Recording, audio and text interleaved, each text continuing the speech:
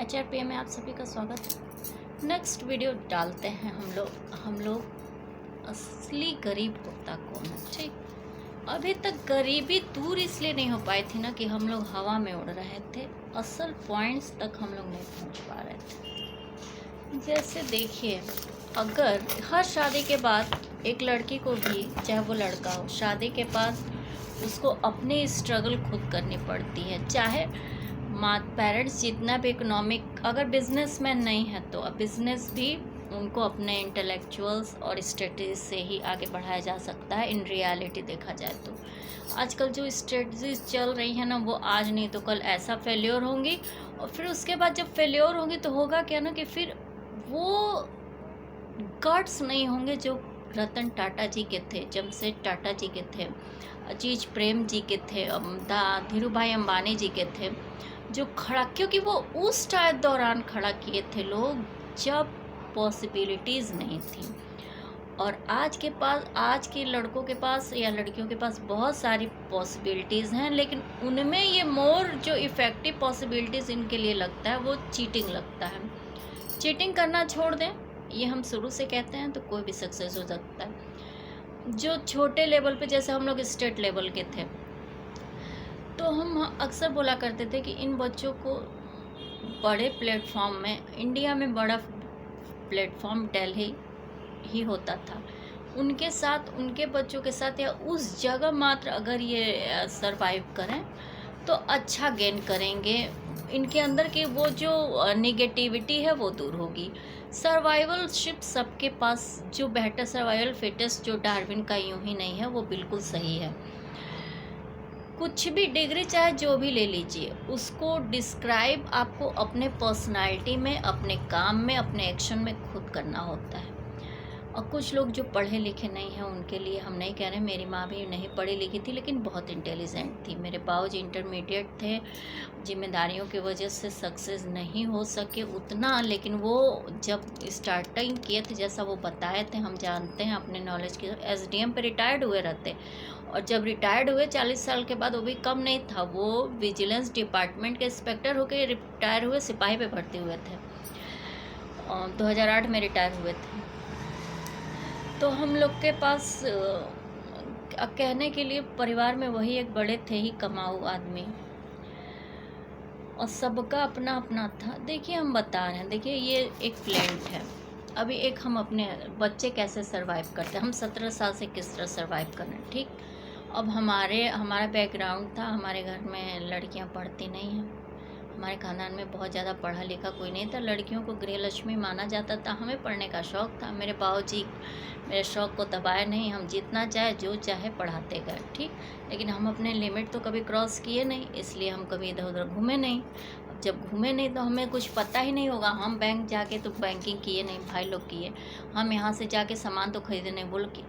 अब क्या होता है कि कॉलेज में जाइए तो कुछ लोफर आपको फॉलो करेंगे, या फिर आप मान लीजिए कोई मीडिया आपको फॉलो कर ली, वो जान गई कि आप में कुछ ऐसा है जो आपको क्रिएटिव बहुत ज़्यादा बनाता है। हम शुरू से क्रिएटिव हैं, अपनी ये तारीफ़ के लिए या फिर किस ऐसे बात को मत लीजिएगा, क्योंकि तारीफ़ जैसा क्या है, आप जो मेहनत जैसा करेगा वो होगा। तो मान लीजिए बाय चांस अगर कोई मीडिया फिर कुछ आपको फॉलो करता है, आपको जान जाता है, तो आपको किस हद तक परेशान कर सकता है। और या IT एक्ट के लिए बोल रहे हैं हम, देखिए अब हमारे में क्या वीकनेस है, ये सामने वाला कैसे जान रहा है, उन पॉइंट्स पे कैसे जान रहा है। ठीक, तो देखिए जब हम गए वक्का 2020 में, स्ट्रगल का टाइम है, अब शादी का हो गई, अब या तो देखिए पति भी होते हैं तो माँ बाप के पैसे पे अपने परिवार का खर्चा नहीं उठा सकते। उनका एक ही पॉइंट होता है कि वो अपने माता पिता को किसी के आगे हाथ न फैलाने दें, उनके आँख में आंसू न आने दें। अब जब वो बुढ़ापे में जब उनको ज़रूरत पड़े तो वो उसी तरह सेवा करें जिस तरह बचपन में जब वो पैदा हुए थे तो उस टाइम तक वो सेवा किए, जिस टाइम उनको यदि फेंक देते तो सड़क के कुत्ते नोच के खा जाते। इस चीज़ का हमेशा बच्चों का ध्यान देना होना चाहिए, चाहे वो लड़का हो चाहे वो लड़की हो। तो मेरे साथ क्या हुआ, जो हुआ अब हमारे आगे आगे नात न पीछे पगहा। हम ऐसे थे कि हमें कोई सपोर्ट नहीं मिलने वाला था किसी तरह का। खैर ऐसा तो नहीं है कि मायके से नहीं मिलता। तो हम सीखने जब गए तो क्या हुआ, अब हम कोर्ट तो गए नहीं थे, एक बार गए भी थे तो भैया डांट दिए थे कि चलो घर। हम ढूंढ डांट के शादी के पहले पहुंचे थे, उसके बाद एक बार इलाहाबाद भी गए, सोचे इन्वॉल्व करवा लें। अब हम मान लीजिए एक लेक्चरर क्या होता है या प्रोफेसर क्या होता है, हम उनको देखे थे वो कैसे पढ़ाते हैं, हम ये तो नहीं देखे थे कि वकालत में क्लर्क क्या करते हैं।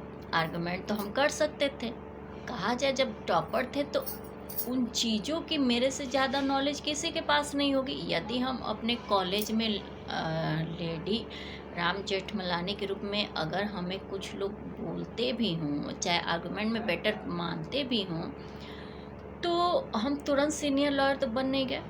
ठीक, तो किसी को हराना हो ना तो आप सबसे पहले उसकी तारीफ कर दीजिए कि ये तोप सिंह है, पहला पॉइंट।